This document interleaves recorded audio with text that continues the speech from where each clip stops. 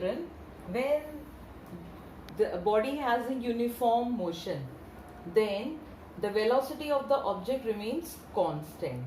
So it does not change with time. That is, it does not change with time. However, if the motion is non-uniform, then the velocity of the object varies. And the velocity may have different values at different instants of time. For such a situation, we have a term which is known as acceleration. So, basically, acceleration now is defined as rate of change of velocity. So, whenever a body is traveling with varying velocity, then we calculate its acceleration. This is written as acceleration is equal to change in velocity upon time. In terms of symbols, we will have A is equal to V minus U upon T, where V is the final velocity, U is initial velocity, and T, obviously you all know, is time. Now this V minus U, final velocity minus initial velocity, is what is the change in velocity. So basically this means that a body which was traveling with velocity U, after time t, its velocity became V. So the change in velocity is V minus U, and acceleration will be equal to V minus U upon T. When you talk of the unit of acceleration, then it will be unit of velocity upon unit of time. Now in SI system, unit of velocity is meter per second and time is second. That means the unit becomes meter per second square. In the CJ system, it will become centimeter per second square. Now, this values, they decide the acceleration. There might be a situation that where your V is greater than U. When you have V greater than U, then this means that the velocity of the body is increasing. So you will have positive acceleration. But when V is less than U, this means that the velocity of the body is continuously decreasing, and this relation will give you minus A. So in this case, we give it a special name. We call it as retardation or deceleration. So basically, if the velocity of the body increases with time, we say it is accelerating. But if the velocity of the body is decreasing with time, we say it is decelerating. Now for example, if a train starts from a station, then basically it's accelerating. But when it is reaching a station, then its velocity continuously decreases and then it comes to rest, then that is retardation.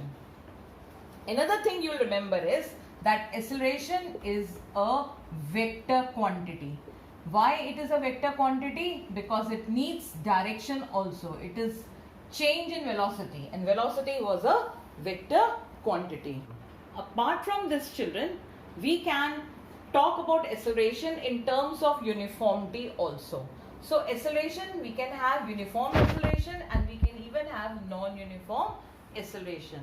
Now what do we mean by uniform acceleration? In this case, the object travels in a straight line and its velocity may increase or decrease by equal amounts in equal intervals of time. That means change in velocity per unit time is same. Then the motion is said to be having uniform acceleration. For example, if you have a ball which is falling down an inclined plane, then it will be moving down with uniform acceleration. Or you might have a stone which is dropped from some place and it falls down.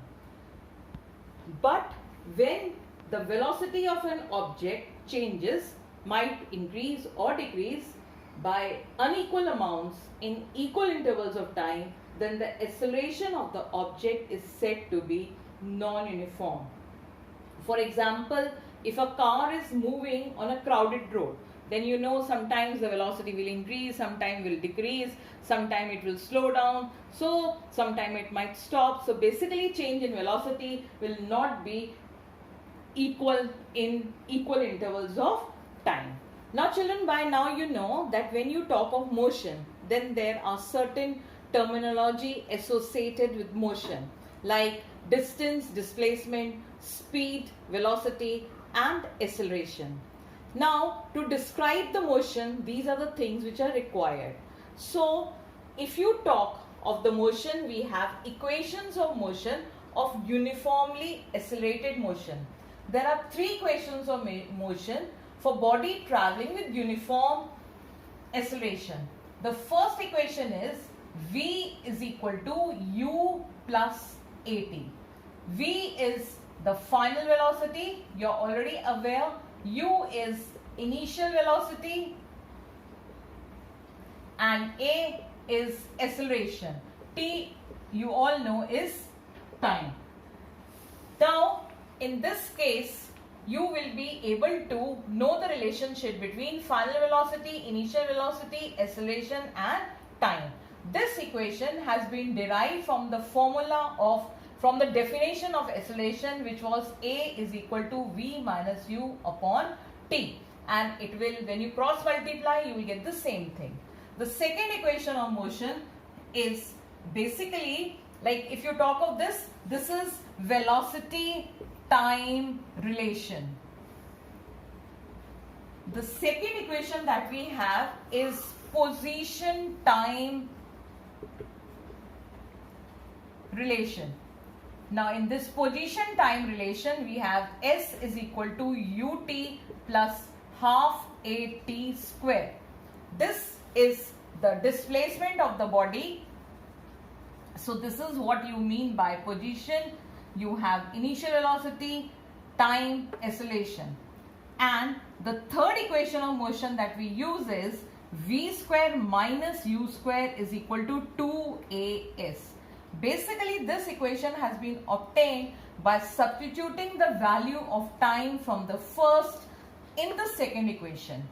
So this equation, there is no time element. If you observe, in this case there is no displacement, in this case there is no final velocity, and in this case there is no time involved. So these are the three equations of motion which help us to describe the motion of an uniformly accelerated body.